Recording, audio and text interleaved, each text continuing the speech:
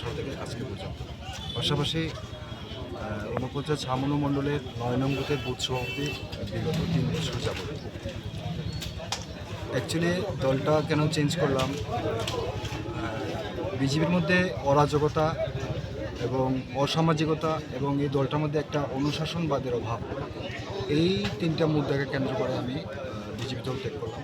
এবং ভূভাগরা দল কেন আসলাম, ভূভাগরা দলটা ত্রিপুরা রাজ্যে এমন একটা জায়গায় দাঁড়িয়ে যে ত্রিপুরা রাজ্যে যে কোনো দল যদি সরকারে আসে তাহলে ভূভাগরার প্রয়োজন করবে এবং মহারাজার কোনো হার নেই, রাজা কোনোদিন মন্ত্রী হয় না, রাজা রাজাই থাকে। কত ফ্যামিলি কত বুথ আছে?